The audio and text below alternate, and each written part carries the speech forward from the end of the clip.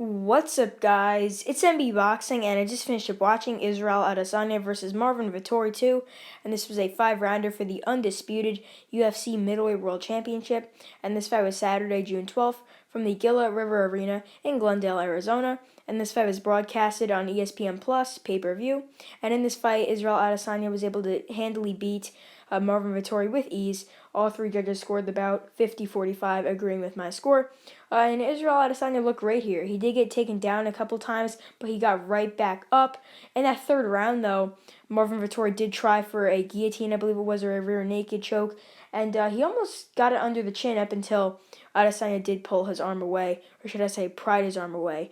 But Marvin Vettori in that third round did score a nice takedown and controlled Adesanya on the ground for about a minute and a half or so. But otherwise, that was it. It was just Adesanya landing beautiful leg kicks, landing some good uppercuts as well. But Adesanya did put on a clinic when it came to striking, obviously. And even on the fence, Marvin Vettori just was so tired as the fight went on that he would try and go for a takedown, a double leg, something like that. He would press Adesanya on the cage, and Adesanya did a funny move, I believe in the fourth round, where he did pat Marvin Vettori on his backside. The crowd did laugh, so did the commentators. But yeah, Marvin Vettori was very, very tired and couldn't get those takedowns, so he was just sitting in that position, and Adesanya was just holding his arms.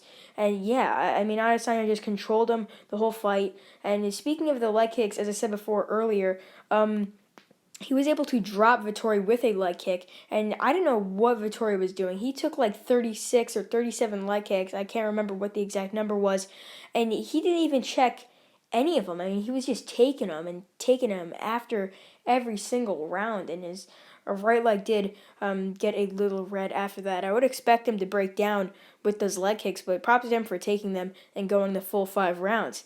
But what is next for Israel Adesanya? I think he's going to fight Robert Whittaker in a rematch. Whittaker, I believe, is ranked number 2 in the UFC, something like that. So I wouldn't mind seeing that fight happening, a rematch, obviously. And what is next for Marvin Vettori? I'm not really too sure.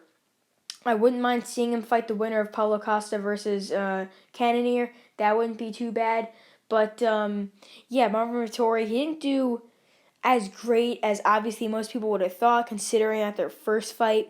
I'm talking about the Adesanya fight here. Adesanya in the first fight got a split decision victory, and both fighters have improved since then, but obviously Adesanya has been fighting at that top level against some of the best fighters in the world. And I'm not saying that Marvin Vettori hasn't been, but it's just not fighting those guys who are number 1 and number 2 ranked by the UFC. So overall, Israel Adesanya defeats Marvin Vettori via shutout unanimous decision to defend his UFC middleweight world title. And yeah, that's really it. I'm MB Boxing. Thanks for watching, and I'll see you guys later.